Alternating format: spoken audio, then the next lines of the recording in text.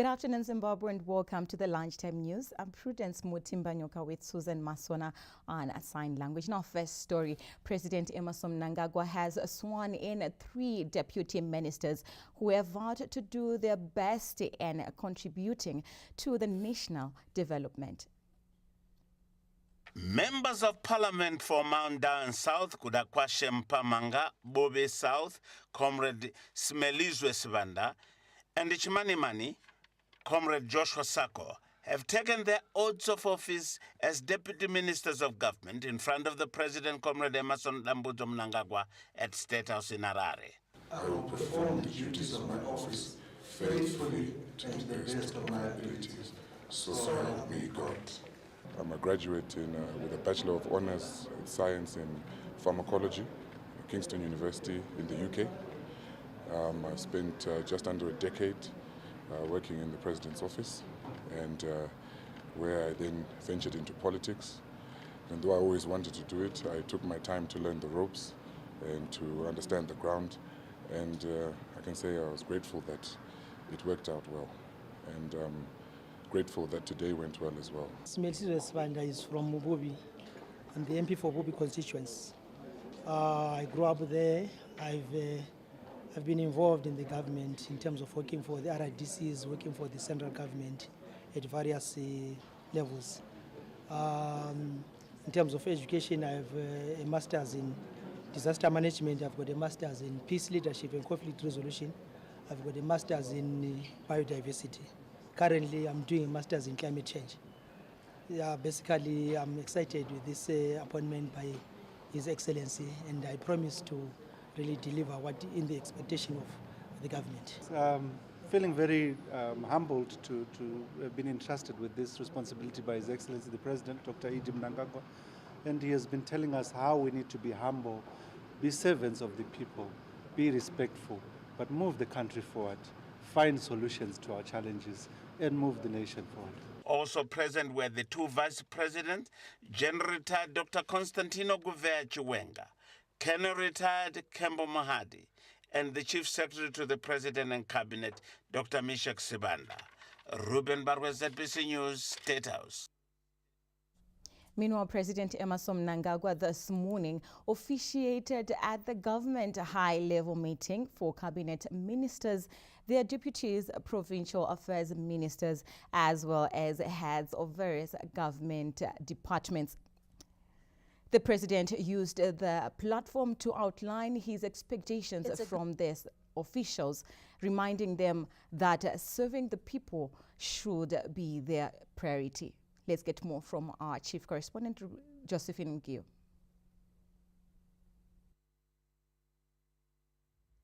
It's a good afternoon to you. President Emmerson Mnangagwa earlier today officiated at a government high-level retreat for cabinet ministers and heads of various government departments.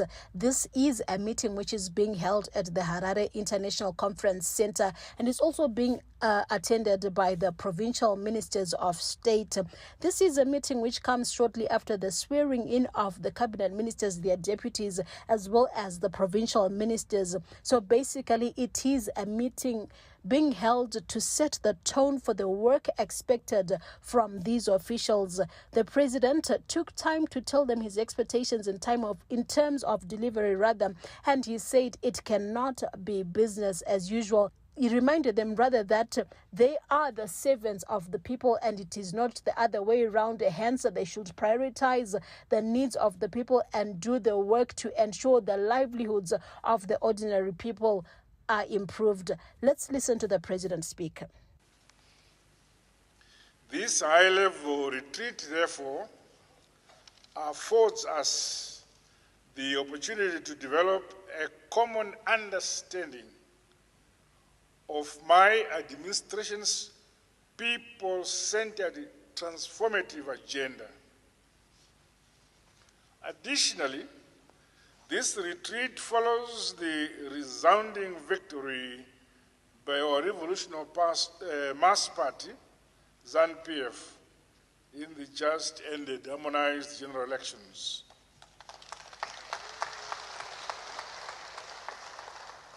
The overwhelming endorsement of the party by the people is recognition that the Second Republic has made remarkable achievements on its policies and programs to better the lives of all Zimbabweans.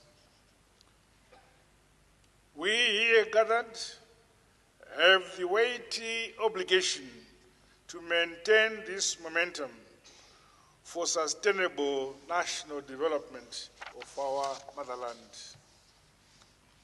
Ladies and gentlemen, as I stated in my inauguration address recently, the 2023 harmonized general elections are now behind us.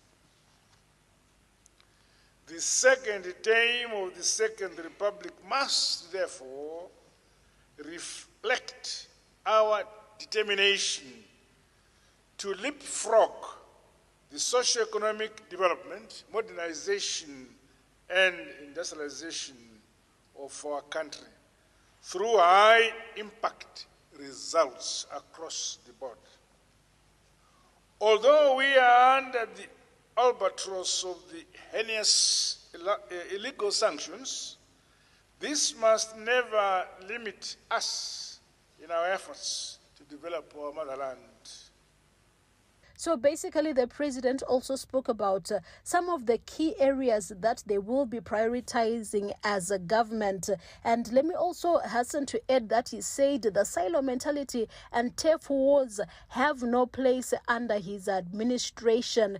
And he touched on the key projects that we should expect to be worked on during this coming 5-year term. There is the Gwai Shangani Lake. We know this is a lake whose idea was first mooted in 1912, but work only began under the Second Republic, and it has reached quite a high level in terms of completion. And the president also did speak about the Beitbridge-Chirundu Highway, saying this is also one of their priorities that they will work on to ensure they complete.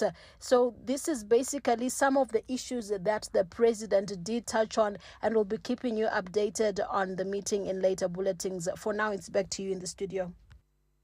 Thank you, Josephine. Up next, Zimbabweans from various provinces expect acceleration of development programs that will foster inclusive development in their provinces. We get more from the following report. Harare Metropolitan Province is now a provincial minister following the appointment of Honorable Charles Tawengwa on Monday. The appointment of Comrade Tawengwa to replace Comrade Oliver Jidau, who died in July last year, has come with huge expectations from Harare residents.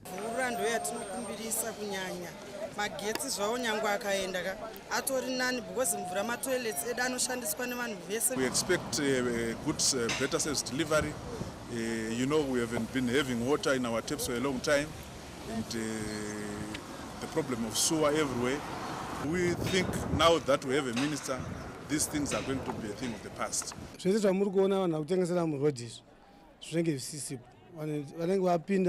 Markets are formalized.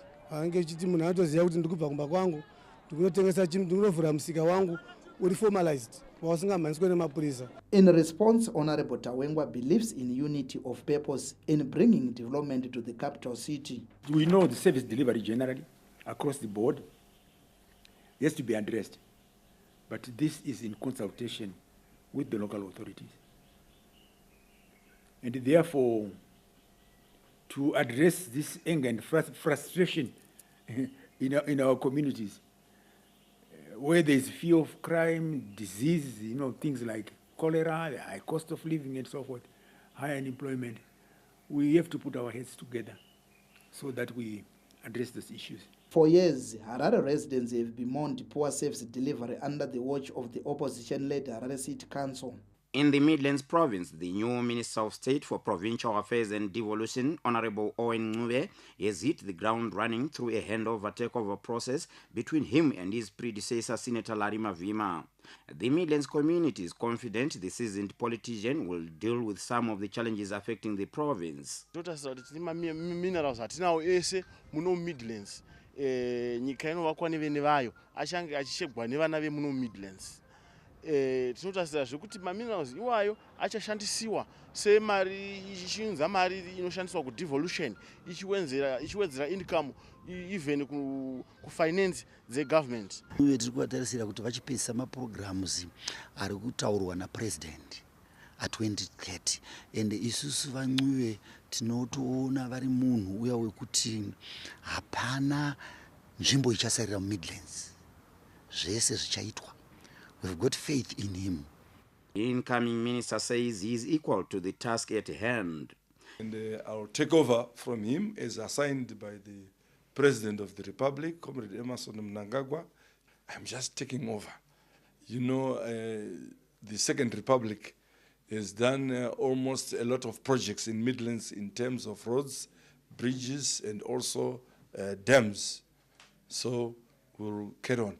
His predecessor, Senator Larry Mavima, took the opportunity to congratulate his successor over his new appointment. I want to thank His Excellency for giving me the opportunity to be a minister in his government.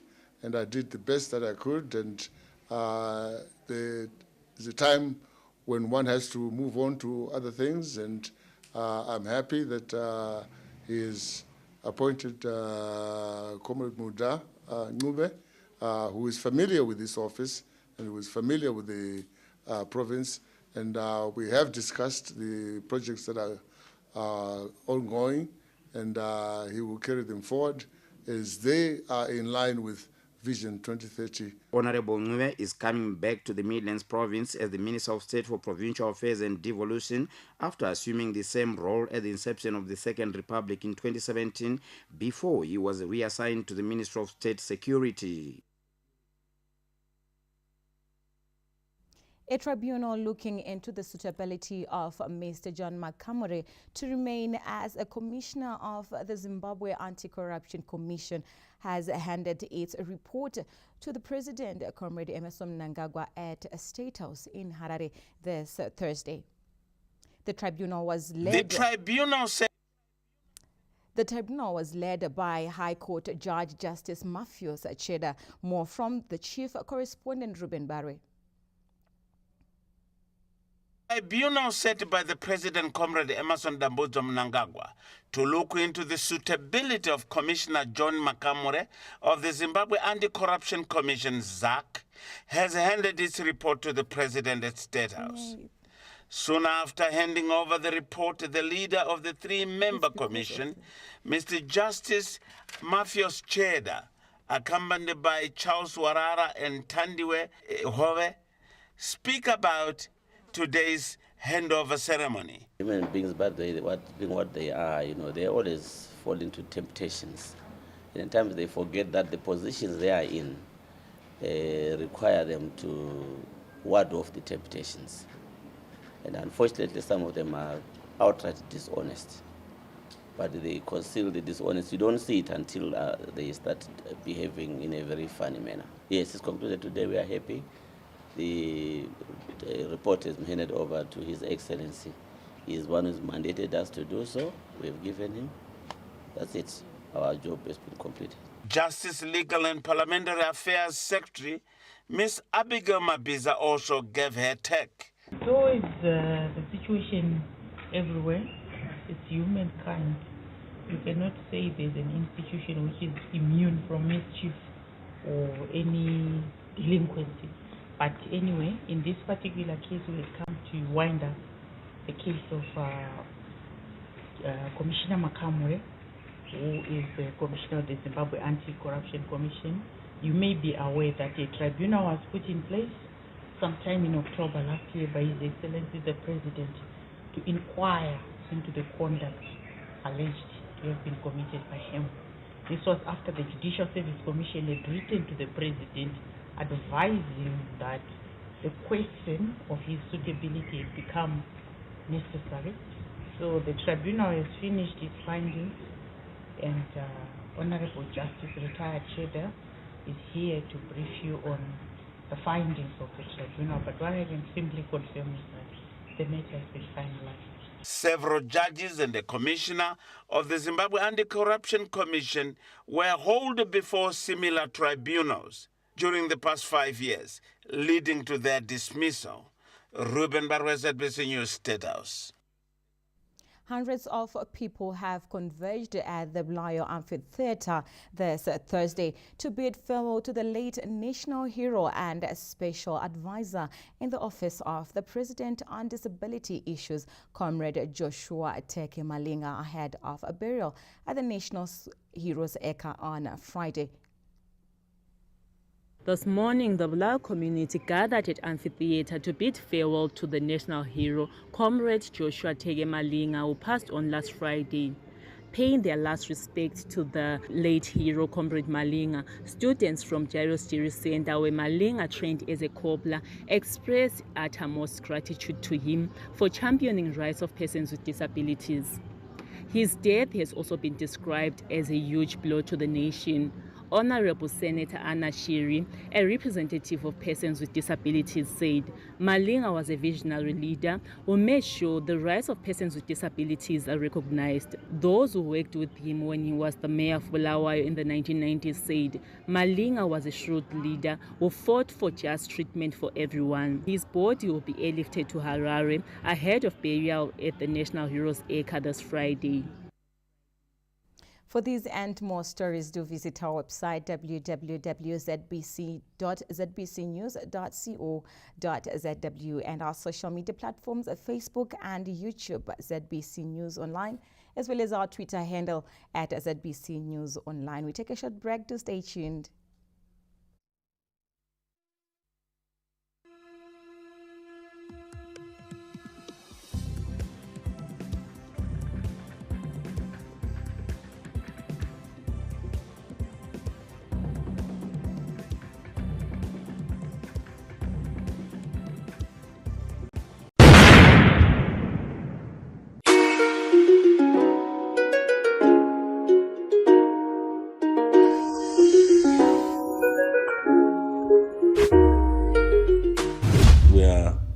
Walking with our heads buried in our palms out of shame, because this president that we have is a puppet of imperialists.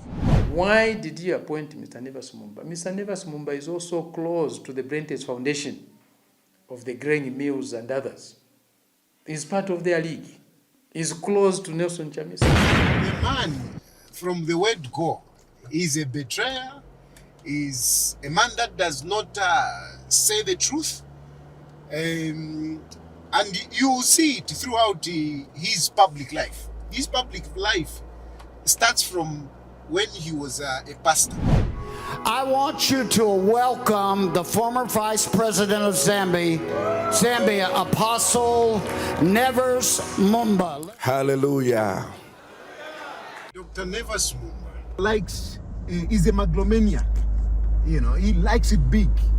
And he will do anything to get that attention.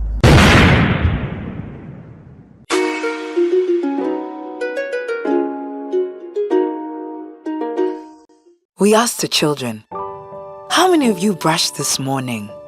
And this little boy, his hand didn't go up. And I said, well, why didn't you brush this morning?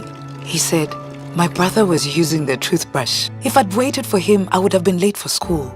I'm sorry, I get a bit emotional when it comes to that. To be able to change a child's life, to be able to bring back that confidence about their smile, for me, is phenomenal.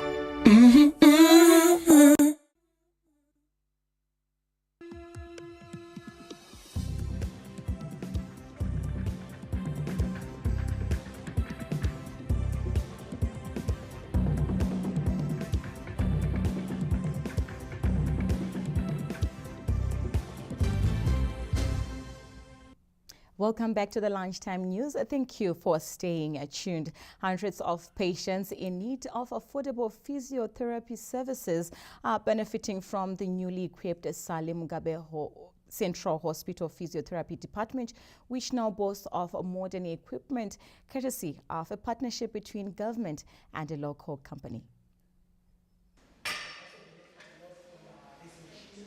From static bikes to treadmills and shortwave diatherm machines, the Salim Mugabe Central Hospital's physiotherapy department now boasts of modern equipment, much to the delight of patients requiring physiotherapy services at the hospital. Mwana wangu ane 13 years akakwara ni rakanzi rakatasa kuside saka takauya panapa kuti aonekwa nachiremba.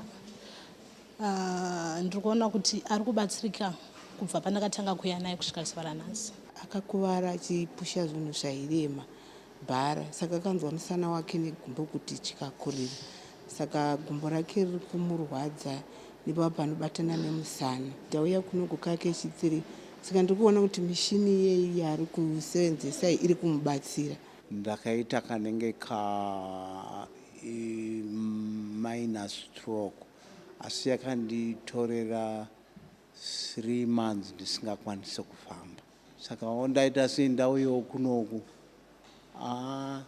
ndokusakana ndaramba ndichingouyawo nokuti ndikunzwawo zvinenge zvichiita zvinenge mazano acho ari kundipa akanaka. With referrals coming in from all over the country, the modern equipment has now made the job of physiotherapists much easier. This equipment has helped us a lot in terms of improving the quality, efficiency and effectiveness of our treatment. And we have met our international standards in terms of rehabilitation and of delivering rehabilitation services. In line with government's thrust of ensuring specialist services are also available in public hospitals, the rehabilitation unit caters to outpatients as well as inpatients in all wards of the hospital. There is also stroke clinic on Tuesdays, club foot clinic on Thursdays, and an audiology clinic on Wednesdays. Abigail Tembo, ZBC News, Harare. Zimbabwe's blood bank has reached critical levels amid revelations that the country is sitting on a day's supply of blood group O.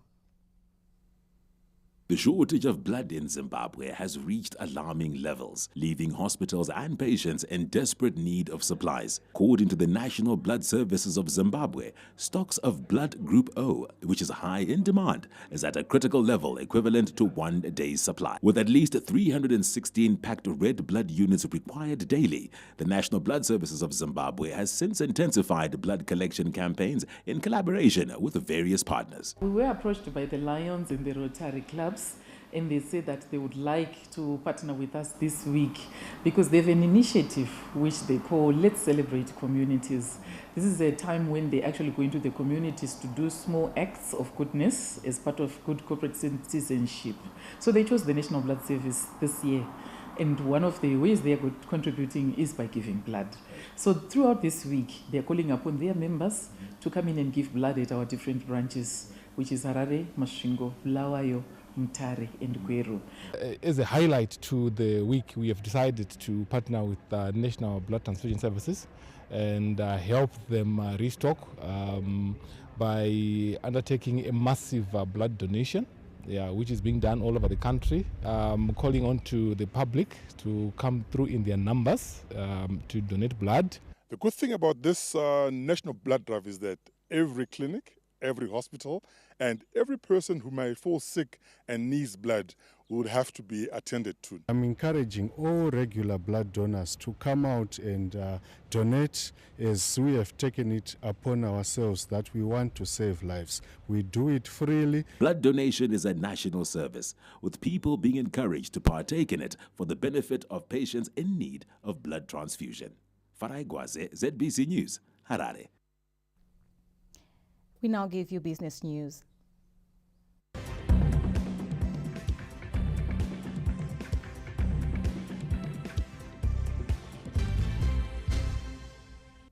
SBZ Holdings and ZB Financial Holdings merger is in motion as both parties target the creation of a strong financial institution to drive national projects in line with government's development agenda.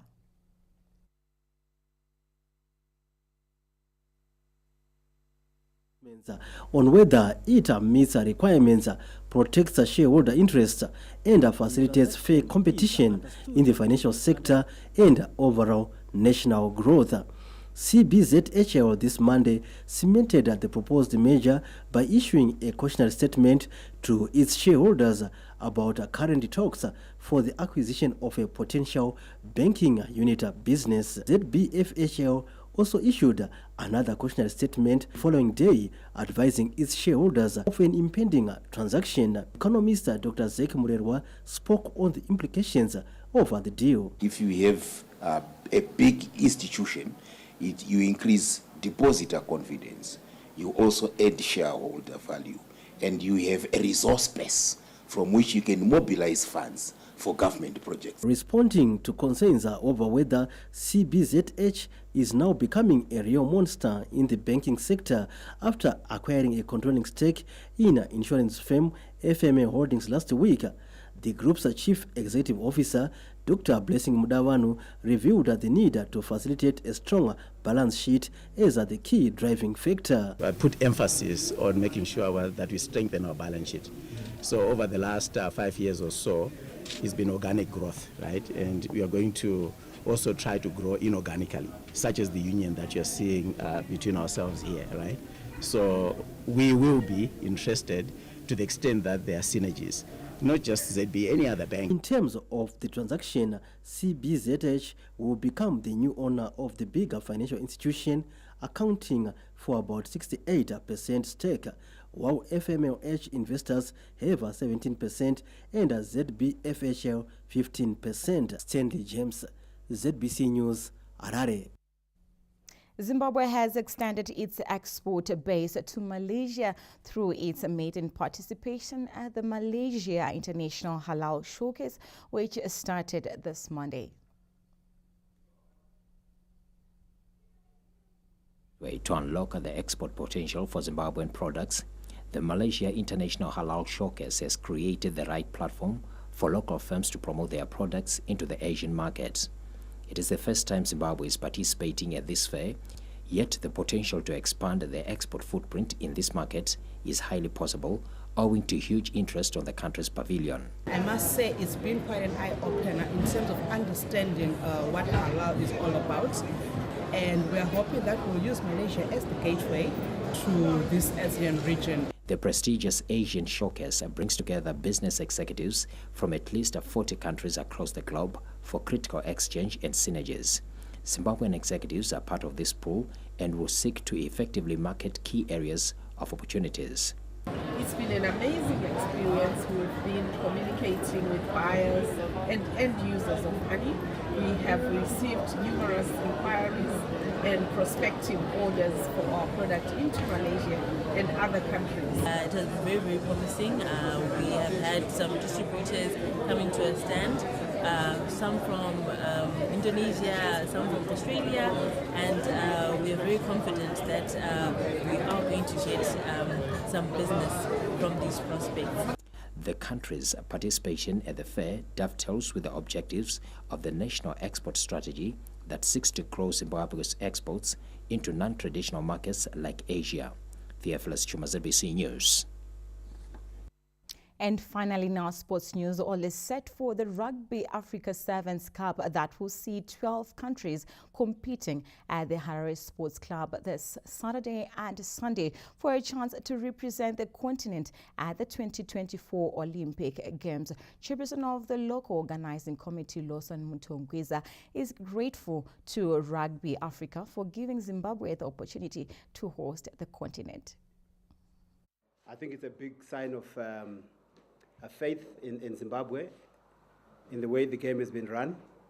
And it's not just the hierarchy in the Zimbabwe Rugby Union, but throughout the provinces, the way the people have come together and supported this tournament are a clear example of what Rugby Africa has been looking for. So we're very grateful to have the tournament and to obviously be able to put it together. I also want to thank people who've made this a very big success. We're looking forward to a fantastic weekend, and a big thank you go obviously to the government through the SRC, the Director General of the SRC. They've really gone all out to assist us. That's it for the Lunchtime News. I'm Prudence Mutimbanyoka, Susan Masona on Sign Language, and the crew behind the scenes. Stay blessed.